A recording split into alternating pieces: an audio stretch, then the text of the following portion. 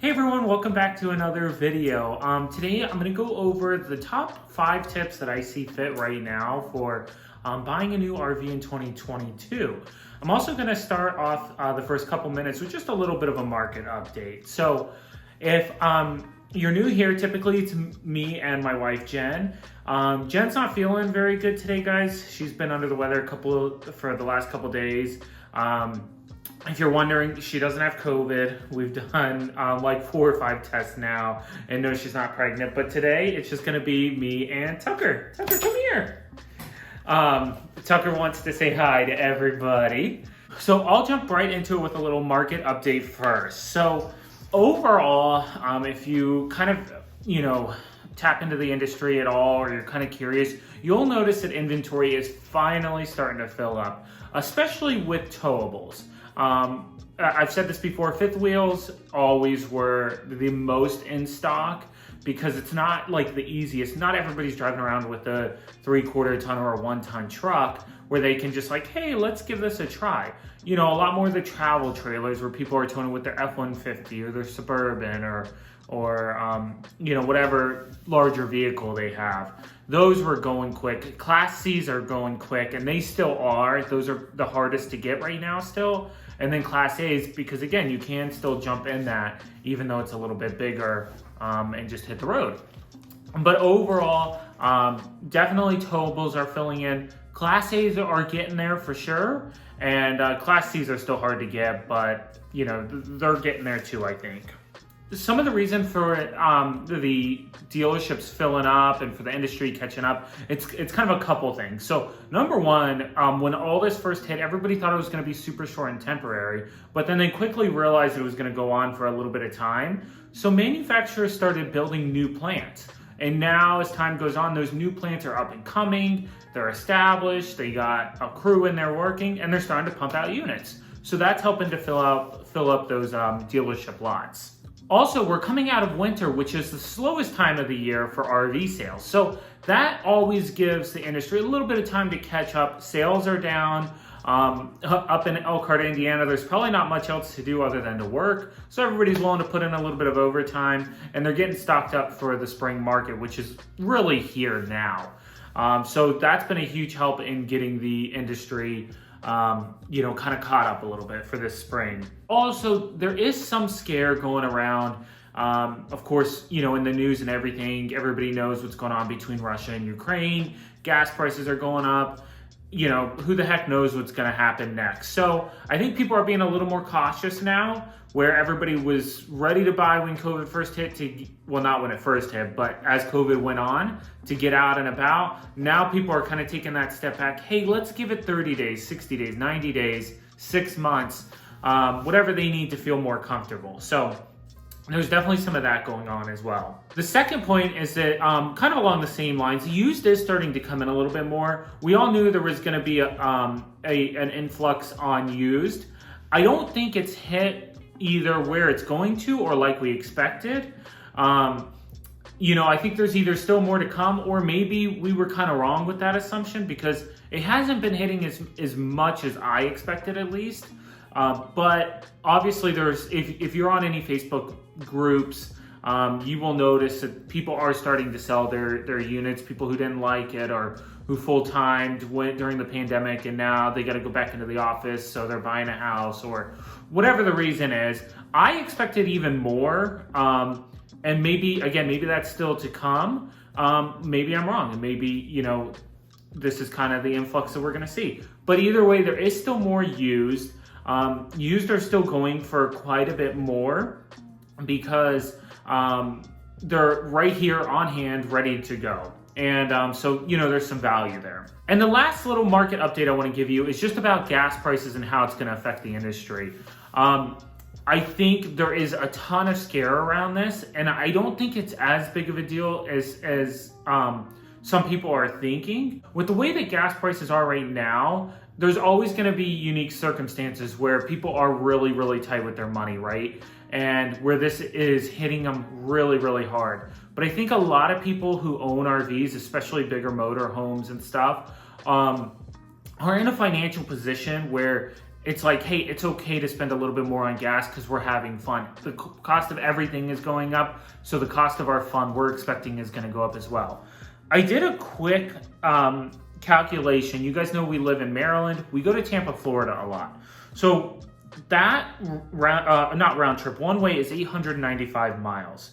So if you divided that by, we get about 7 miles to the gallon when we're towing because we have a gas engine. That roughly uses 128 gallons of gas. So if you multiply that by 275, which is roughly what gas was, I think it might have been a little bit lower here in Maryland. Maybe it's a little bit more. It's hard for me to remember. That means that it would have cost us $352 just in gas. Now, gas, so Maryland is one of the only states, maybe the only, where our governor just signed to reduce the state gas tax. So gas in Maryland is a little bit lower than some places. I think they said about 30 cents. And when I drove by yesterday, I think it was right around $4 a gallon. I estimated $4.25 because I think that's going to keep going up. But also ours is lower just because of that, what the governor signed in. So at $4.25 a gallon, using the same amount of gas, it estimated $544 just in gas used. So that's just under $200. It's like $190, about $190 difference. So again, I don't think people are going to stop their vacation and stop travel over $190. What I have seen some people saying is that they're going to reduce, like, hey, maybe we don't go all the way to Florida, but we'll go to South Carolina instead and spend the same amount in gas, or go to Georgia or wherever it is. So what that means is the people aren't going to sell their RVs because of this. Of course, there's going to be some who are like, hey, we don't hardly use it anymore. It's just going to cost us more. We're not in a position to absorb that added cost. So let's not, let's just get rid of the RV or the motorhome or whatever it is. So you're always going to have that. But for the most part, I don't think it'll affect it too much as of now. Of course, if gas prices went way, way up, yeah, I'm sure it would, everybody would feel it and there would be a huge influx. Now on to the real content of the video is the 5 tips for buying in 2022. And this is based off of today's market. And that's why I wanted to do the market update first, because in even 90 days, things could be totally different. I don't know. I don't have a crystal ball. But if you're looking today, or you're looking in probably even the next 30 days, I'd feel comfortable saying that, you're definitely going to want to pay attention to this. And it might be the same in 6 months and a year. I just don't know. But I kind of saved the best tip for last. But to start it off, one of the key things that I think will be important for this year is going to shows. So inventory is starting to fill up. So we're going to see more units at shows and available. But they're going to still go quick because it's the show. The good thing for that is if you're looking around and you're trying to figure out what's best for you and your family, or you think you know what's best, but you really want to see that floor plan, shows I think are going to start having, all pretty much the inventory that they had pre-COVID at shows. So obviously during COVID, when we had shows, there was less inventory there because there was less available inventory. The manufacturers weren't able to bring as much. So now I think those shows are going to be filling up more and more, and it's going to make it so much easier for you to say, hey, I really like that unit, I think, on video or on picture, but I really want to see it in person. So shows will be key for that. And of course, if you're ready at that time, you can usually do really good pricing at shows. My second tip is don't wait if you're ready to buy. What I mean by that is I always say this, and it's so important, don't rush into a purchase if you're not ready. Don't do it because somebody convinces you, hey, you're at the show, you got to do it, or we're having a big sale this weekend. Like, that's going to be the wrong time to buy it, especially if you got things to work on. Like, if your credit is you still need to work on your credit a little bit, the interest rate's going to be higher, so that's going to deduct the savings that you got at the show anyways. So, and that's just one example. I always tell people, don't rush into anything till you're ready. But once you're ready, also don't wait. Like right now, it's March. Don't wait for the Hershey show because the little bit of money you're saving is going to be eaten up a lot by price increases by that time. Price increases are still going on right now. It's really frustrating on our end. But it's just a reality right now, and I don't think it's going away yet. Hopefully that's going to stop soon. But even once it stops, I don't think it's going to come back down. I think it's just going to level out a little bit. The next one is to kind of be patient, but also be aggressive. So you're going to have to search around. You're going to have to do the work, especially if you want an in-stock unit. It's going to be a little bit harder. But at the same time, be a little patient and maybe wait for an order.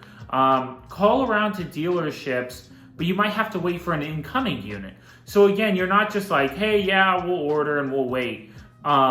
But at the same time, you understand that you're going to have some patience, and you're going to have to wait for a unit that's in process to come offline.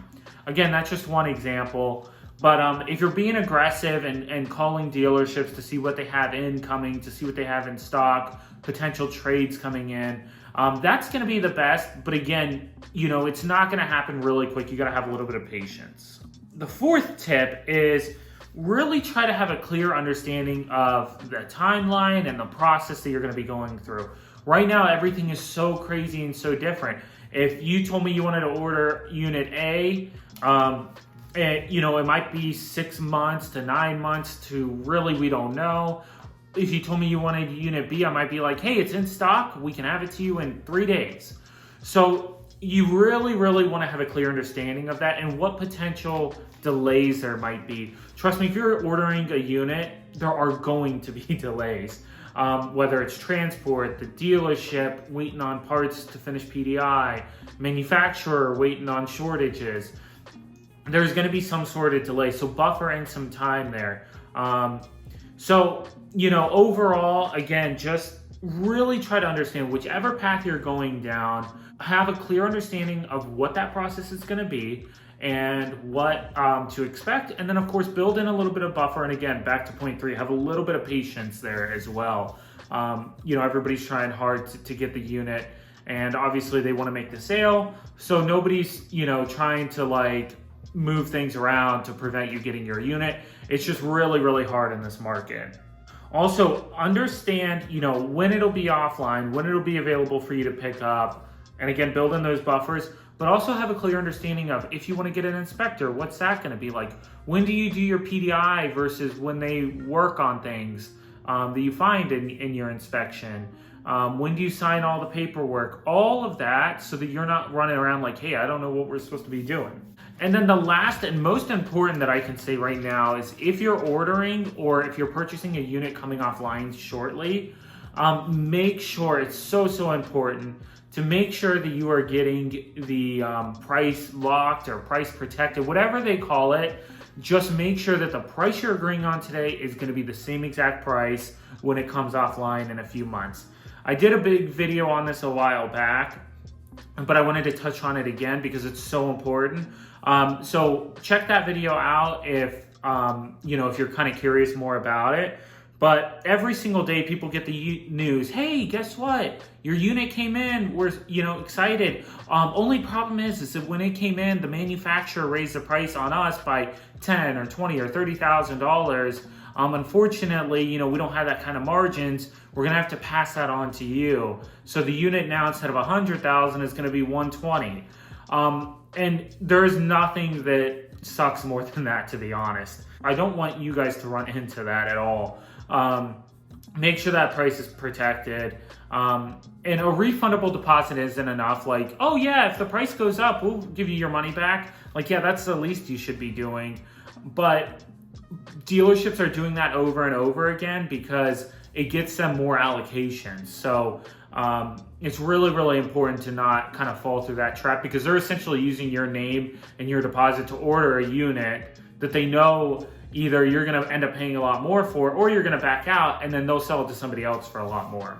Yeah, again, it's so important, get that price protected and locked. Thank you guys so much for watching. I hope you found this video useful. And if you did, make sure to smash the thumbs up button and leave a comment down below. Let us know kind of what you're running into in the industry, if there's anything new you're seeing that I missed. And make sure to subscribe. We do videos like this every Wednesday. And then we do a vlog style video every Sunday. So we got a couple of good videos coming up soon, both on the vlog channel. We had a nice big trip that we just finished out, and on the Wednesday videos, we're doing a lot with our RV coming up soon. Some little modifications and things that I think you guys will really enjoy. Thanks so much for watching, guys. We'll see you next time. Bye.